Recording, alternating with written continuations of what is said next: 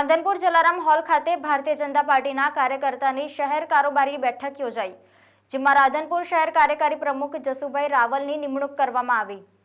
પાટણ જિલ્લાના રાધનપુર ખાતે આવેલા જલારામ હોલ ખાતે ભારતીય જનતા પાર્ટીના કાર્યકર્તાની રાધનપુર શહેરની કારોબારીની મીટિંગ યોજાઈ, જેમાં રાધનપુર વિધાનસભાના ધારાસભ્ય શ્રી લવિંગજી સોલંકી અને ભારતીય જનતા પાર્ટીના કાર્યકર્તાઓ ઉપસ્થિત રહ્યા હતા તથા કાર્યકર્તાની ઉપસ્થિતિમાં આવનાર લોકસભાની ચૂંટણીને લઈને કાર્યકરોને કામે લાગી જવા માટે આહવાન કરવામાં આવ્યું।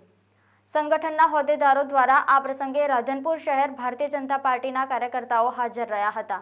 ભારતીય જનતા પાર્ટી રાધનપુર શહેરની કારોબારી બેઠક આ વિસ્તારના લોકપ્રિય ધારાસભ્ય આદરણીય લવિંગજીભાઈ ઠાકોરની ઉપસ્થિતિમાં યોજાઈ। કારોબારી રાષ્ટ્રીય લેવલે થતી હોય છે અને એ મુદ્દાઓ પ્રાંત કક્ષાએ, જિલ્લા કક્ષાએ અને પછી મંડળ કક્ષા સુધી પહોંચતા હોય છે। રાષ્ટ્રીય લેવલે જે કંઈ મુદ્દાઓ નક્કી થયા હોય એ છેક મંડળ સુધી પહોંચાડવા માટે આ કારોબારીનું આયોજન થતું હોય છે। આજે આ કારોબારીમાં અપેક્ષિત કાર્યકર્તાઓ આ બેઠકમાં આવ્યા અને જે કંઈ ઉપરથી કાર્યક્રમો આવ્યા હતા એ એમના ધ્યાન પર મૂકવાનો પ્રયત્ન કર્યો છે। અને બીજું એક આમંત્રણ પણ આપ્યું તો 500 વર્ષ પછી ભગવાન રામ અયોધ્યામાં પોતાના ભવનમાં પોતાની જન્મભૂમિમાં બિરાજમાન થવાના છે, તો આ ઐતિહાસિક ઘટના છે।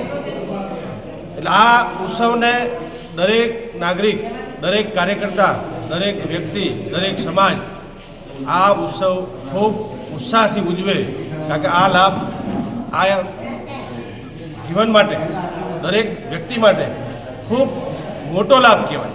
કારણ કે દુનિયામાં કેટલાય લોકો આવ્યા, કેટલા લોકો જતા રહ્યા, 500 વર્ષ સુધી ભગવાનને અયોધ્યામાં ન જોઈ શક્યા, પણ આ બધા નસીબદાર છે આજની પેઢી, આજનો યુગ, આજના માણસો, આજના ભાજપના કાર્યકર્તાઓ કે મોદી સાહેબની દેશના પ્રધાનમંત્રી બન્યા અને 500 વર્ષ પછી અયોધ્યામાં ગગનચુંબી મંદિર બન્યું અને 22 તારીખે ભગવાન રામ એ અયોધ્યામાં પ્રાણ પ્રતિષ્ઠા મહોત્સવ એટલે મંદિરમાં બિરાજમાન થવાના હતા। તો ગામના શહેરના અમારા કાર્યકર્તાઓને વિનંતી પણ કરી અને આમંત્રણ આપ્યું કે ભાઈ એ દિવસે દિવાળી જેવું વાતાવરણ થાય, દરેક ઘરે દીવા થાય, આતિશબાજી થાય, લોકો નવા કપડાં પહેરે અને દિવાળીની જેમ એકબીજાને રામ રામ કહી અને શુભેચ્છા પાઠવે। તો આવા બધા કાર્યક્રમો લઈ અને આજે કારોબારી ખૂબ સરસ મજાની કારોબારી યોજાઈ।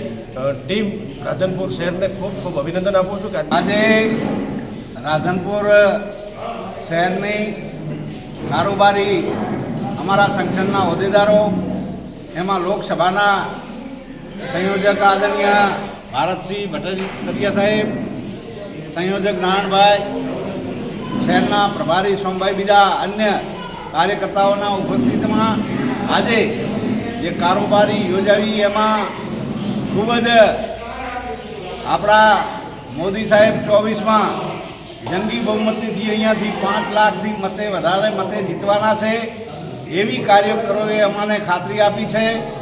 અને ઘર ઘર જઈને જે મોદી સાહેબના જે યોજનાઓ છે એ લાભાર્થીઓને જઈને એના લાભની વાત કરશે, લાભ અપાવશે।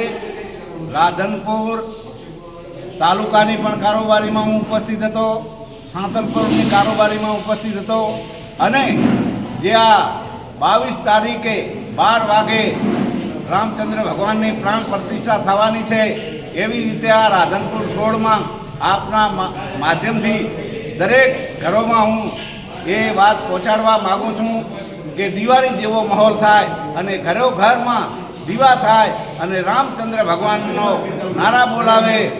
જય શ્રી રામ।